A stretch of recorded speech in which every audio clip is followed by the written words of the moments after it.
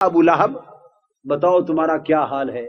تو ابو لہب نے مجھے جواب دیا بھائی عباس مرنے کے بعد کفر کی وجہ سے بڑا برا حال ہے۔ ہر 7 دن کے بعد ولادت محمدی والی رات آتی ہے سوموار کی، اس رات دوزخ کا عذاب مجھ پر سے کم کر دیا جاتا ہے۔ قاعدہ شریعت کا یہ ہے کہ کافروں کو آخرت میں نیک اعمال پر اجر نہیں ملتا۔ حضور علیہ الصلوۃ والسلام کی ولادت کی خوشی ایک ایسا عمل ہے کہ کافر نے بھی کیا تو اس کا اجر بھی آخرت میں رائے گاہ نہیں گیا۔ یاد رکھ لیں، جب حضور نبی اکرم صلی اللہ علیہ وآلہ وسلم کی ولادت ہوئی، آپ کی ولادت ہوئی، حضرت آمنہ رضی اللہ تعالی عنہ کے پاس کچھ خواتین تھیں آپ کی خدمت کے لیے، جیسے دایا ہوتی ہے اور کئی خدمت گزار ہوتی ہیں۔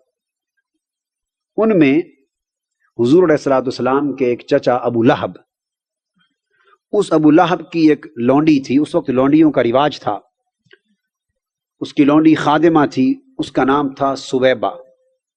کیا نام تھا؟ سویبہ۔ اس ابو لہب نے بھیجا اپنی لونڈی کو، خادمہ کو، ملازمہ کو، سویبہ کو، کہ جا حضرت آمنہ کے پاس، ان کے ہاں آج بچہ ہونے والا ہے، بچہ یا بچی جو بھی ولادت ہونے والی ہے، تو جا ذرا ان کی خدمت کر۔ ابو لہب کے بارے میں آپ جانتے ہیں کہ وہ شخص ہے، واحد وہ شخص ہے کہ جس کی مذمت میں قرآن مجید کی پوری سورت نازل ہوئی، تبت یدا ابی لہب وتب، ابو لہب کے دونوں ہاتھ ٹوٹ جائیں اور وہ تباہ ہو جائے، برباد ہو جائے۔ یعنی ایسے شخص جس نے حضور علیہ الصلوۃ والسلام کو اعلان نبوت کے بعد اتنی اذیتیں دی کہ اس کی مذمت پر پوری قرآن مجید کی سورت نازل ہوئی۔ اتنا بڑا وہ اپنے عمل کے اعتبار سے بد نصیب شخص تھا۔ اس نے اپنی خادمہ کو بھیجا کہ حضرت آمنہ کی خدمت کر، ولادت ہونے والی ہے۔ وہ لونڈی سویبہ آئی، ابو لہب اپنے گھر میں تھا، اور وجہ ایک یہ تھی کہ چونکہ حضرت عبداللہ کا انتقال ہو گیا تھا، اس نے کہا کہ بھائی میرے چونکہ فوت ہو گئے ہیں، تو جو بھی بچہ یا بچی جس کا تولد ہوگا وہ پیدائشی یتیم ہوگا، اور میری باوج ہے، تو جا ذرا خدمت کر۔ اس موقع پر حضور صلی اللہ علیہ وآلہ وسلم کی ولادت ہوئی۔ وہ جو لونڈی تھی سویبہ، اس نے حضور علیہ الصلوۃ والسلام کی میلاد کی۔ میلاد کا معنی ہوتا ہے ولادت، عربی میں میلاد کہتے ہیں، مولد بھی کہتے ہیں، ولادت بھی کہتے ہیں، یہ ایک ہی لفظ ہے۔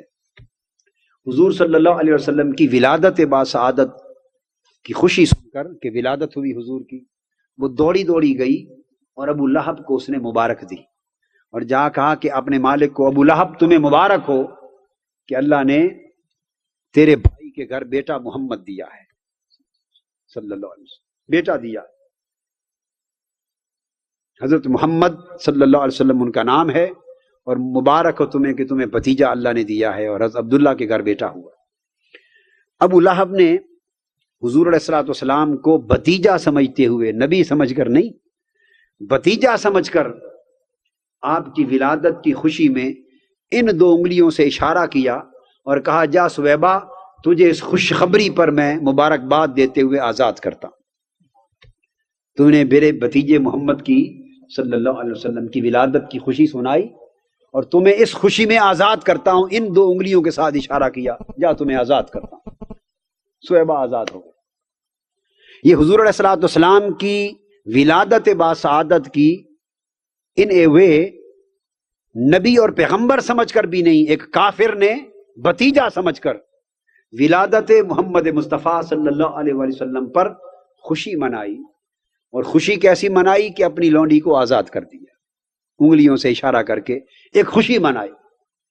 باوجود اس کے کہ بعد میں جب اسے پتا چلا کہ یہ نبی ہیں اور ان سے تو ہماری جو وڈیرا شاہی ہے اور جاگیرداری ہے اور سلطنت ہے اور ہماری حکومت ہے اور ہمارا کافرانہ نظام ہے، ان کو اسی کو خطرہ لاحق ہو گیا، تو بعد میں وہی شخص مخالفت کرنے لگا، اذیتیں دینے لگا۔ مگر سارے کفر کے باوجود بات اتنی تھی کہ حضور کی ولادت پر اس نے خوشی کی تھی۔ یہ پس منظر اب ذہن میں رکھ لیں۔ اب وہ حدیث پاک سنیں، بخاری شریف کی حدیث ہے، کتاب النکاح میں آتی، اور بہت سی کتابوں میں حدیث پاک میں اور شروع میں آگے تفصیلات کے ساتھ یہ واقعہ آیا ہے۔ ابو لہب مر گیا، مرتے دم تک اس نے کلمہ نہیں پڑھا، مسلمان نہیں ہوا۔ مرنے کے بعد بخاری شریف کی حدیث صحیح میں ہے کہ وہ اپنے بھائی اور حضور نبی اکرم صلی اللہ علیہ وآلہ وسلم کے حقیقی چچا حضرت عباس بن عبد المطلب کو خواب میں ملا.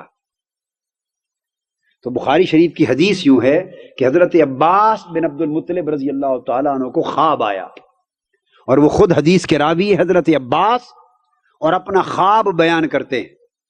بخاری شریف میں حدیث. تو خواب میں ابو لہب مرنے کے بعد حضرت عباس کو ملا. تو آپ نے پوچھا بھائی ابو لہب سناؤ مرنے کے بعد تمہارے ساتھ کیا بیتی، چونکہ کافر ہو اور تم نے کلمہ نہیں پڑھا اور کفر اور شرک کے حال میں مر گئے، سناؤ مرنے کے بعد تمہارا کیا حال ہے. ابو لہب نے خواب میں بتایا. اب ابو لہب کا بتانا تو سند نہ تھا، یہ بات یاد رکھ لیں. ابو لہب کا بتانا سند نہ تھا، مگر جب جلیل القدر صحابی حضور علیہ السلام کے چچا حضرت عباس بن عبد المطلب رضی اللہ تعالیٰ عنہ نے اسے قبول کر کے آگے روایت کر دیا اور بخاری شریف میں وہ حدیث بن گئی، اب وہ امت مسلمہ کے لیے ایمان کے درجے میں سند بن گئے. کیونکہ صحابی نے روایت کر دیا نا آگے، اب وہ سند بن گیا شریعت میں. حضرت عباس بن عبد المطلب اب آگے روایت کرتے ہیں کہ میں نے پوچھا ابو لہب بتاؤ تمہارا کیا حال ہے. ابو لہب نے مجھے جواب دیا بھائی عباس مرنے کے بعد کفر کی وجہ سے بڑا برا حال ہے. اوپر بھی دوزخ کی آگ، نیچے بھی دوزخ کی آگ، دائیں بھی دوزخ کی آگ، بائیں بھی دوزخ کی آگ، اور ہر روز ہر رات ہر صبح و شام ہر دن ہر رات دوزخ کی آگ میں جلتا رہتا ہوں اور کوئی بچاؤ نہیں ہے. سارا ہفتہ دوزخ کی آگ میں جلتا رہتا ہوں. ہفتے کے بعد جب پیر والی رات آتی ہے، پیر کی رات آتی ہے، وہ رات سوموار والی جس رات حضرت محمد مصطفیٰ صلی اللہ علیہ وسلم کی ولادت ہوئی تھی، جب اس رات وہ رات ہر 7 دن کے بعد ولادت محمدی والی رات آتی ہے سوموار کی، اس رات دوزخ کا عذاب مجھ پر سے کم کر دیا جاتا ہے. دوزخ کا عذاب اس میں تخفیف ہو جاتی ہے، اس میں کمی کر دی جاتی ہے. اور میری یہ 2 انگلیاں جو میں نے ولادت مصطفیٰ کی خوشی میں سویبہ کو آزاد کرتے ہوئے جن 2 انگلیوں سے اشارہ کیا تھا، ان 2 انگلیوں سے ٹھنڈے پانی کا ایک چشمہ جاری ہو جاتا ہے. میں چوستا ہوں اور پورے ہفتے کی پیاس بجھاتا ہوں.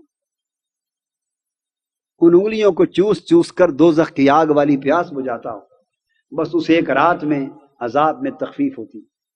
یہ حضرت عباس رضی اللہ تعالیٰ عنہ نے اس کو بیان کر دیا، سو یہ حدیث ہو گئی.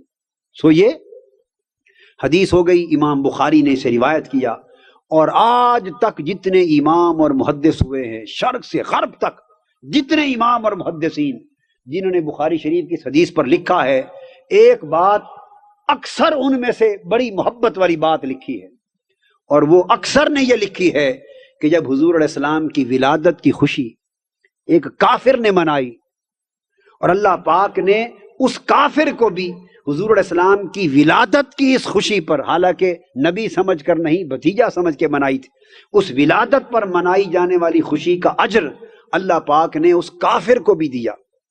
جبکہ قاعدہ شریعت کا یہ ہے کہ کافروں کو آخرت میں نیک اعمال پر اجر نہیں ملتا، ان کے اجر انہیں دنیا میں مل جاتے ہیں. کافر جتنی محنت کرتا ہے اس کا اجر دنیا میں ملتا ہے، وہ محنت کرے گا ترقی پائے گا. اور آپ کے سامنے ہے ویسٹرن کنٹریز، امریکہ، یورپین کنٹریز، مغربی دنیا میں، خواہ وہ یہودی ہیں، خواہ وہ عیسائی ہیں، خواہ وہ کافر ہیں، جنہوں نے جتنی محنت کی ہے دنیا میں ترقی پائی ہے، تو ان کو اجر دنیا میں ملتا ہے. مگر آخرت کا اجر صرف ایمان والوں کے لیے ہے، کافروں کے لیے نہیں. یہ اللہ پاک کا نظام ہے. مگر حضور علیہ الصلوۃ والسلام کی ولادت کی خوشی ایک ایسا عمل ہے کہ کافر نے بھی کیا تو اس کا اجر بھی آخرت میں رائے گاہ نہیں گیا. اس پر شیخ عبدالحق محدث دہلوی رحمۃ اللہ علیہ اور دیگر بڑے بڑے محدثین فرماتے ہیں کہ جب اللہ نے کافر کو حضور کی ولادت پر خوشی منانے کے اجر سے محروم نہیں کیا، تو ان مسلمانوں کا حال کیا ہوگا، خوش نصیبوں کا، کہ جو ایمان رکھتے ہیں اور مسلمان ہو کر حضور کی ولادت کی خوشی مناتے ہیں، اور پھر خوشی مناتے ہیں اپنا نبی سمجھ کر. تو اگر حضور کو نبی جاننے والے مسلمان ایماندار آقا کی ولادت کی خوشی منائیں گے، اس خوشی پر کچھ خرچ کریں گے، تو آپ تصور کر لیں کہ اس خوشی کا اجر اللہ پاک آخرت میں اور قبر میں انہیں کیا عطا فرمائے گا۔